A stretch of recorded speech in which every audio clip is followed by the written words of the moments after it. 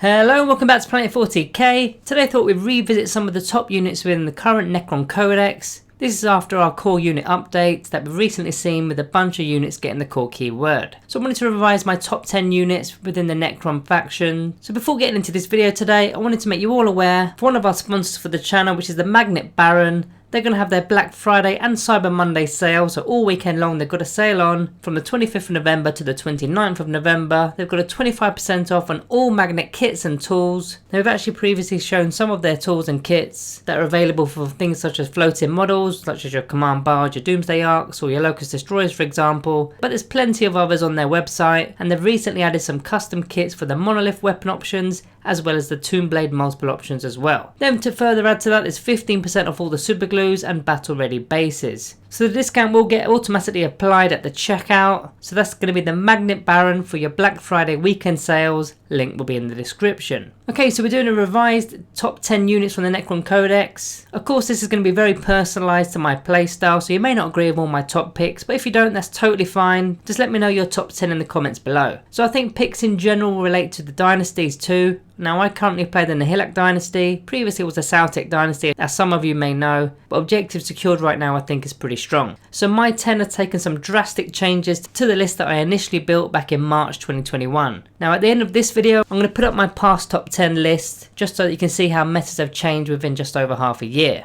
So let's begin with the new list then. So it's actually quite difficult this time around because we've had to leave out so many good units, and then there's the issue of getting the top 10 in order that I'm actually happy with, but this is the 10 that I've gone with. At number 10 I've gone with one of the Catan shards, and it's going to be the NIGHTBRINGER. Now I've got a lot of love for this Catan shard. I mention him quite frequently in our Know Your Foe series, usually used as a method of duking it out with the big boys such as Magnus or Mortarion and other big Lord of War scary models. Now he's never been an auto include, and to be honest, even though he is really good, he's probably 100 points too expensive at 370 points. Think about it this way, a Redemptor Dreadnought is only 175 points, and I think I'd rather take the Redemptor Dreadnought. But what is great about this Catan shard is that he only loses 3 wounds per phase. Now in some games he's fantastic, especially when there's no enemy psychers, and the damage output is pretty good once it gets into the swing of battle, not forgetting those Catan powers of course. But a lot of units have taken a huge leap forward, so that puts the NIGHTBRINGER at number 10. As for number 9, I've gone with the CANOPTEK. Now I don't think he actually made my previous top 10, you probably should have, but we were all sucked into our heavy support options and they all had the quantum shielding ability, so we didn't really care so much about the chronometron ability to get the 5+ invulnerable save. But those heavy support options have since not been used as often as they used to be. Now with the reroll to the charge roll being much easier to use army wide with the Roller trait Implacable Conqueror that works on all the core units now, the CANOPTEK is less of a use, but that 5+ invulnerable save that it puts out to a unit is still pretty massive. And a lot of competitive units still don't have an in-1 save, so it's going to be a nice pairing. Then he's also got that Strength 8 Entropic Blast range attack coming in from him, dealing D3+3 damage per turn. Now he's the only Cryptek that's got his inbuilt in-1 save, and the only one that naturally moves at a very decent pace without any upgrades. Now it's quite hard to not actually add a CHRONOMANCER to a list nowadays, because that 5+ invulnerable save is actually quite crucial. That's my number 9. As for number 8, I'm going to be going with the SCARAB Destroyers. One of our best melee units in terms of overall damage output. Most recently in one of my games, my unit took out a Lord of War model in one single phase, which was Angrath the Unbound from the Chaos Demons army. Pretty good times. Unfortunately for me, the model had a 4+ explosion ability and took out half my army in the process, which includes 3 HQs and a few destroyers. Bad times and a lesson learned. So they do need a CHRONOMANCER tax for their in-1 save as mentioned in the previous entry, as they don't last too long without it. But now with the new added core keyword, they can easily be buffed to hit on 2s with the Mine Will Be Done ability, and they reroll 1s naturally because of their destroyer ability. Or you could optionally Veil of Darkness relic them across the board. Now the Night Scythe is another option if you prefer the scenic view, but overall a fast, hard hitting unit that needs a little bit of support. Now as for number 7, this might shock some of you, I'm going to be putting the classic Necron Warriors in at number 7. Now due to the fact that we're seeing so much more core units within the Codex right now, we aren't forced to use Warriors as much as we previously were. And the main synergy previously was the TECHNOMANCER, the Ghost Arc spam with Warriors and some support characters such as an Overlord with an Orb, or maybe a Royal Warden, or a simple Veil of Darkness Warrior blob with the Gorse Reapers. It was kind of predictable, and to be honest it got a tad boring to play. Now don't get me wrong, I still love Warriors. I think they're a solid troop option if you require troops, but again with so much more core now, you can either select Immortals to fill out that troop selection slot for your detachments, or to skip the troops completely and take alternative detachments. Now Warriors are reasonably priced, but they need a lot of buffing from other areas of the Codex, which is a huge tax bill when you add it all up. On their own, Without no support, they're actually quite mediocre at best. But 40k is about synergy and tactics, and once you get the synergy rolling, they can be a formidable force. So they're still going to be staying in this top 10 for me. On to number 6, I've gone with the CANOPTEK Wraiths. These could easily be changed with the Scorbit Destroyers depending on your playstyle. Now I prefer the Inbun save and the Strength 6 2 damage vicious claws that they take. Another unit that's been granted the core keyword, which is huge for them.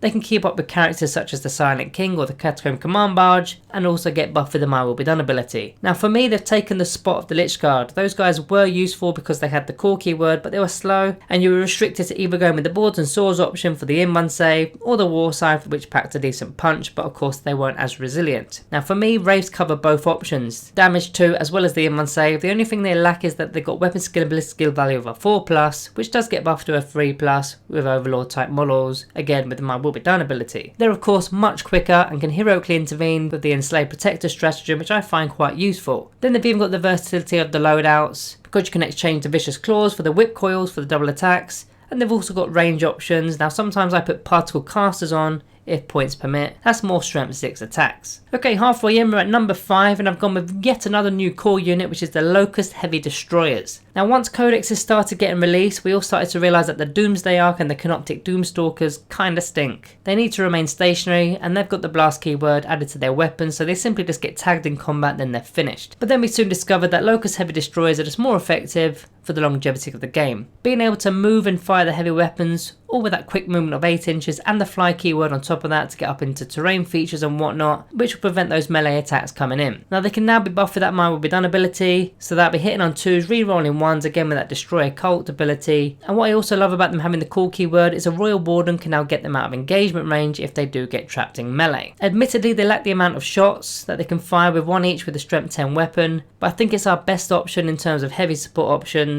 Unless you're branching into the Forge World models, then I'd probably take a Tesseract Arc. Okay, that was number 5, now we're on to number 4. I've gone with the Silent King. Could easily top some people's list, but I do have 3 options that I think are currently better at this stage of the game. He's always been a fantastic character unit, he packs a punch, he also acts as a super support unit. He's got so much better again with the units that I've added to the core keywords list that we have. So now synergy with the Silent King has been amplified. Now Praetorians already had those buffs, but now Wraiths and Destroyer models are massively winning when they're around the Silent King. Now he is quite a pricey model, but you do get so much value out of him, and you get 3 command points back, which is a nice little token gesture of his appreciation for selecting him. He of course gets to manipulate the command protocols too, which could be a big factor for whatever you're trying to do within the game. I quite like utilising the protocol of Sudden Storm for doing actions while still firing. But aside from the abilities, his damage output is pretty smart, as he can hurt a whole range of enemy units, whether it's horde types or tough to crack vehicle type of units. He can pretty much hurt anything. Then he's carrying a combined total of 26 wounds with a 4+ invulnerable save alongside a living metal ability. He's your complete linchpin to your list. Now before getting into the top 3, we've got to tip our hats to a few honourable mentions. The first one being Amraka the Traveller. Now a very solid option as your named Overlord character. Not only can he take control of enemy vehicles in the shooting phase, but he also grants additional attacks to core units, which of course is now stupidly good for Scorbit Destroyers and Wraiths in particular. Then of course he's got all the standard Overlord stuff, My Will Be Done, Relentless March, which is also pretty neat for those said core units. Now we also wanted to throw in the Hexmark Destroyer. Now he didn't make my top 10 in March, but recently versus the Toughness 3 meta he's been outstanding. You can bring him in with the Gauntlet of Conflagrator, Pistol Relic, you deep strike him in. As soon as there's a Toughness 3 infantry minding its own business on the side of the board, he comes in, use the Relic first, then the Strength 6 pistols on top of that, and he literally just wipes a unit out. Then he starts doing the real work, which is the secondaries. It could be engage on all fronts, teleport homers, or just sitting on primaries to be scoring you additional points throughout the game. Then he's actually forcing your opponent to deal with him, which is just a bonus really, because he's already made his points back when he removed the unit. Now he was one of the few units that didn't gain the core keyword, but people have been wrongly complaining about this. He simply just doesn't need it. He hits on 2s regardless, so that My Will Be Done ability is not needed. He's got deep strike, and he's a character too, so he can still use the Veil of Darkness Relic on himself if you really wanted to.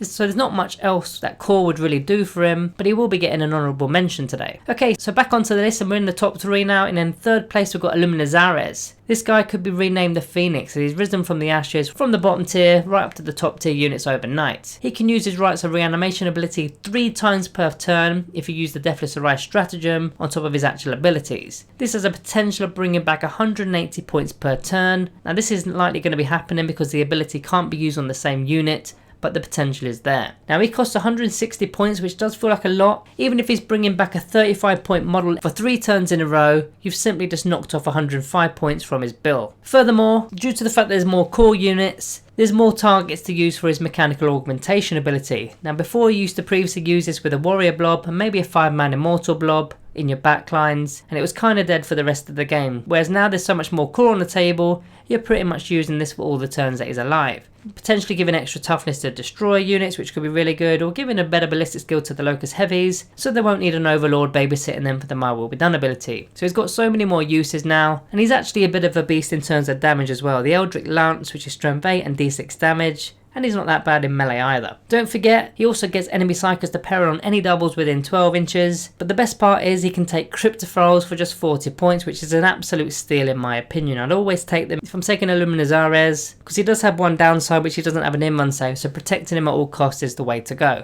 On to number 2, possibly my favourite HQ within the Codex, which is the CATACOMB Command Barge. Yes, it's quite pricey since the points increase, but it's basically an overlord within a vehicle that can move 12 inches, it's got the quantum shield, it can fire into combat, again because it's a vehicle, it can take relics, it can take the orbs, it can take all the war gear options, and still has all the My Will Be Done abilities and all the other overlordy kind of stuff alongside it. Now a lot of players that go with the CATACOMB Command Barge normally take the same loadout which I do, which is the Voltaic Staff, which is the relic option to replace the Staff of Light. So you'll be firing that little number into engagement range, which is pretty tasty, then using it to clobber the unit in the fight phase too. Now I love that it's got 9 wounds, so it benefits from the Look At Sir ability, and now with the new core units, you can surround it by what I call the new Lich Guards, which are the CANOPTEK Wraiths. They're much speedier bodyguards with more wounds and an in-1 save with the damage 2 weapons as previously mentioned in the video. So these alongside the Barge can be a real Death Star unit for Necron players. So now we're down to first place. And stupidly I forgot to include this unit in the first list we did in March. They should have won that list too, but for some reason I had a brain lapse and forgot all about them. But it's going to be the CANOPTEK SCARAB Swarms. They just do so much for so cheap. 45 points for a min unit of 3. They can either be utilised to score your points or be utilised as a throwaway unit for screening off your bigger and more expensive units. So if you want to keep, say, enemy melee factions at arm's length, these are going to be the guys that you want to be using. Even if they get targeted, they're going to be soaking up 12 wounds per unit minimum, and that's if your opponent can even get line of sight of them, because they're virtually flat models. They're also pretty quick, they can fly, always advance them, you don't need to charge anything unless you've got a chance of charging a shooter unit perhaps. I'd rather waste your opponent's turn on them charging your guys rather than giving them an extra fight phase in your own turn. Now unfortunately there's a rule of 3 rule within competitive play, otherwise I'd be bringing a lot more to my games. So here's a look at the top 10 we did back in March. How times have changed, right? Some of the units here didn't even make today's list, but they're still pretty good. Catan Shard of the Void Dragon in particular there is still pretty epic, especially if you're running double Catan Shard lists. But for me a lot of these units on that March list have really dropped off the radar. Before we go, we've got to do our shout out of the day, which is going to Scribbenage. This comment he did on our Necron Core Synergy video we did recently. Now I've highlighted the bit that I'm quite interested in, which is the Wraiths and the Whip Coils. Although after looking at it properly, I think there's a slight error with the maths, as the control node is a +1 to hit rather than an extra attack, but that still would result in 72 attacks that now hit on 3s, which is going to be pretty deadly. So guys, that's the updated video for the Necron top 10 units within the Codex.